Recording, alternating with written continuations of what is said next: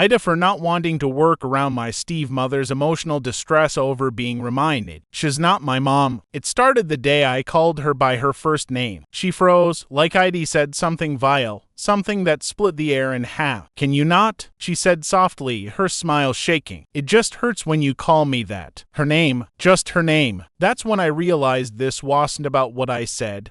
It was about what I didn't say. I didn't call her mom, and I never would. My mom died when I was 10. Car accident. Sudden. No goodbyes, no closure, no time to prepare for the black hole that ripped through our family. My dad remarried when I was 14, way too soon if you ask me, though no one ever did. Her name is Carol. She's the type of woman who calls herself emotionally intuitive, but really, she's just performative. Every gesture feels rehearsed, every smile slightly depracticed. At first, I tried. I really did. I called her Miss Carol because that's what felt polite. I went along with her little family dinners, the forced game nights, the constant let's talk about our feelings sessions. But no matter how much effort I put in, it was never enough. If I said my mom, she'd go quiet. If I didn't say our family, she'd frown. If I didn't hug her back long enough, she'd sigh like I'd stabbed her. Everything became about her pain. She'd cry to my dad, loud enough for me to hear, about how hard it was to live in a house where she wasn't accepted, about how I was keeping my mother alive just to punish her. And my dad had say the same thing every time. "She's trying, Emily. Can't you at least meet her halfway? Halfway between my grief and her guilt." Now I'm 23. I still live close to home, mostly for my younger half-brother's sake. And Carol still pretends we're a blended family. She signs every birthday card, "Love, Mom." She posts old pictures of me with captions like "my first daughter." I used to ignore it, pretend it didn't bother me. But it did. Then last month, I slipped. I was helping my dad move some boxes when I found an old photo album, one of the few things from before Carol. Pictures of my real mom smiling in the garden holding me as a baby. Carol walked in, saw the album open, and froze. Her face twisted.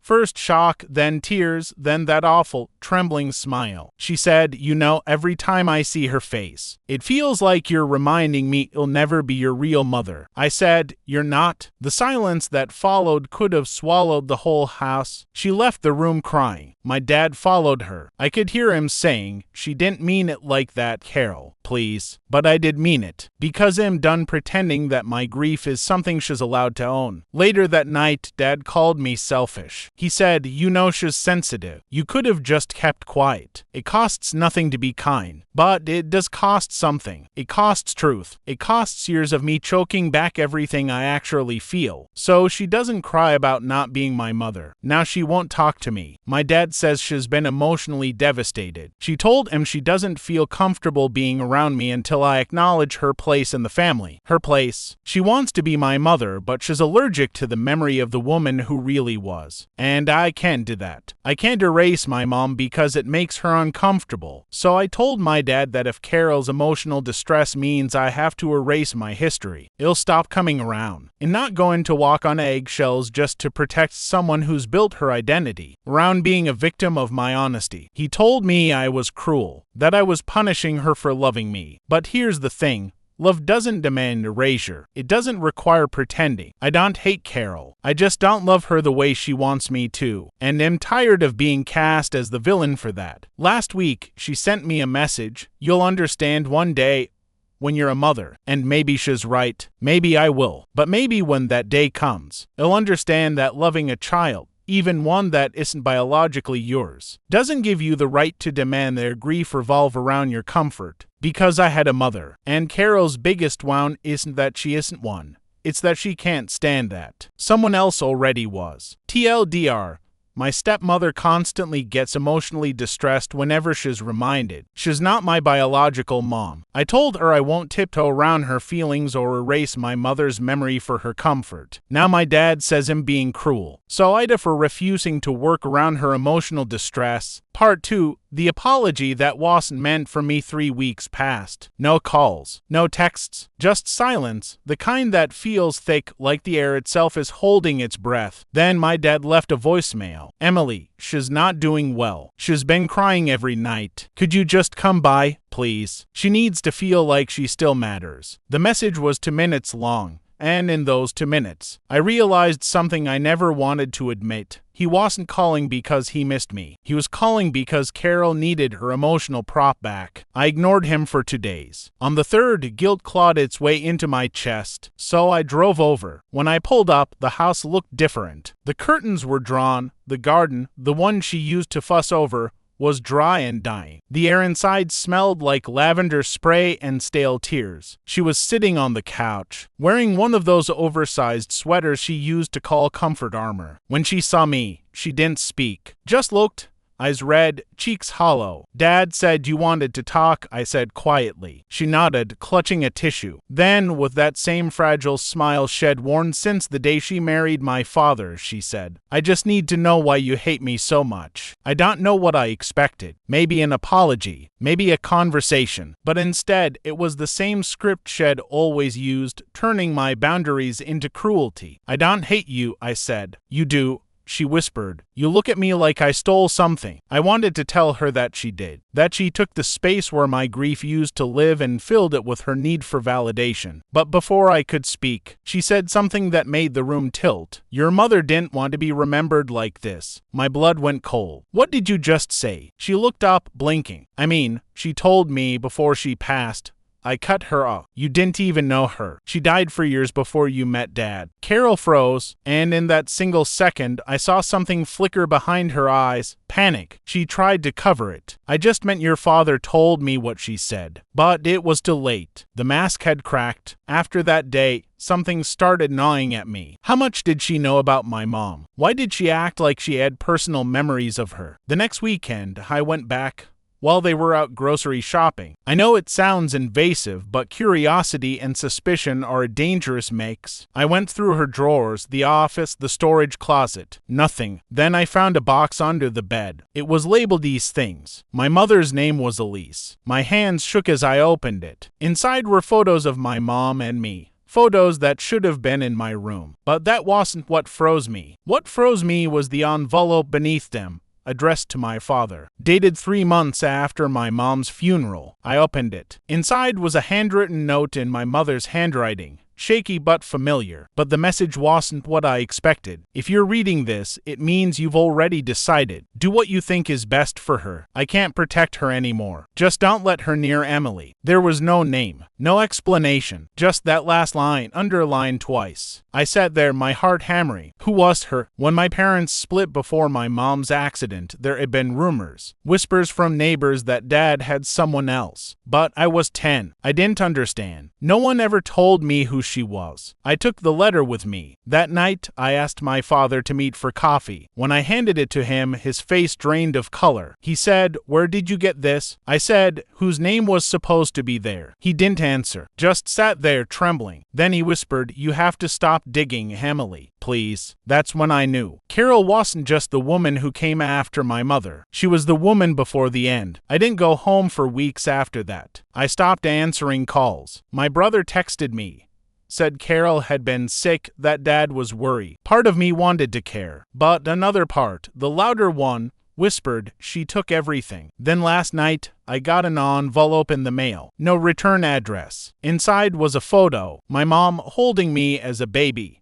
And in the corner, blurred but unmistakable, was Carol. You can see her face reflected in the mirror behind us. She'd been there all along. Now, I don't know what forgiveness even means anymore. Every apology feels like an echo from someone else's lie. Dad says Carol's heartbroken that I won't see her again, that she wants to make peace before it's too late. But how do you make peace with someone who built their motherhood on your mother's grave? So no, I'm not going to work around her emotional distress anymore. Because maybe her distress isn't about being reminded she's not my mom. Maybe it's about being reminded that she helped erase the one who was. TLDR. I confronted my stepmother about her emotional manipulation, only to find evidence that she may have known, or even been involved with, my father, before my mom's death. Now my family wants me to forgive and move on, but I'm not sure I ever can. So tell me, AITAH, for walking away from people who built their peace on my mother's absence. Part 3. The truth that was buried twice. I didn't plan on ever going back. But guilt has a strange gravity. It pulls you home, even when home is a house that reeks of lies. Dad called again. His voice was thin, trembling. Carol's in the hospital, he said. She collapsed yesterday. It's her heart. There was a pause, long enough for him to sound older than I'd ever heard before. She's asking for you. I wanted to say no. I wanted to hang up. But something in his tone, desperation, maybe, made me agree. When I walked into that hospital room, the air was too clean. Carol looked smaller, not the carefully put-together woman I remembered. Just bones under blankets, wires trailing from her skin. Her eyes fluttered open when I sat down. She smiled faintly. You came. I said nothing. She looked at me for a long time, her breathing shallow. Then she said, there's something I should have told you years ago. I crossed my arms. Then say it. Her eyes filled with tears. It wasn't supposed to happen like that. The accident, I mean. My stomach tightened. What do you mean? She swallowed. I was with your father that night. We were fighting. He was supposed to tell her it was over, but she found out before he could. My heart pounded so hard I could hear it. I whispered, you were there. Her voice broke, not in the car, but she came to find him. Found us. We argued. She left in the storm. I told her to just go, that she didn't belong in his life anymore. Tears rolled down her cheeks. I didn't think she'd drive like that. I didn't think. I stood up so fast the chair screeched. So it's your fault. She flinched. It was an accident. No, I said quietly. The crash was an accident. The cruelty wasn't. I left the room. I don't even remember the walk back to the parking lot. The world looked wrong. Too bright, too loud, like sunlight hitting glass after a nightmare. That night, my dad came to my apartment. He didn't knock, just stood there, looking hollow. I know she told you, he said. I didn't answer. He sat down on my couch, staring at his hands. She begged me not to let you find out. She thought you'd hate her. I thought I was protecting you. By letting me grow up thinking she was perfect, I asked. He looked at me then. Eyes red, voice cracking. No, by letting you keep at least one parent you didn't despise. For days, I couldn't sleep. Every memory of my childhood felt tainted, like someone had gone back and redrawn it in ink. Carol's laughter in the kitchen, my dad's quiet avoidance whenever I asked about the night of the accident. It was all part of the same performance. But what haunted me most wasn't the light.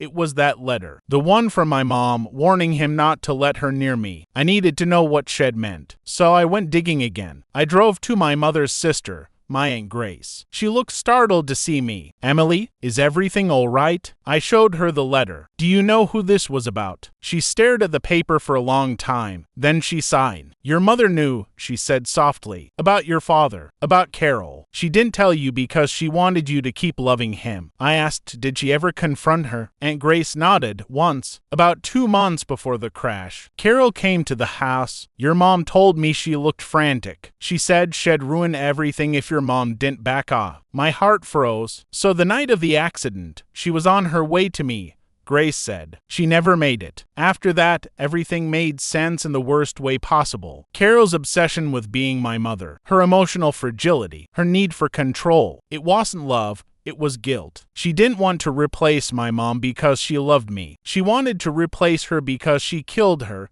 Maybe not with her hands, but with her words, her arrogance, her presence. And every time I called her by her name, it reminded her of what she took. A week later, she died. Heart failure, they said. Peaceful. Dad called me again, voice shaking. She wanted you to have something, he said. It was a small box. Inside, a folded note and an old locket. The note said, for what it's worth, I did love you. I just never forgave myself enough to show it. Inside the locket was a photo.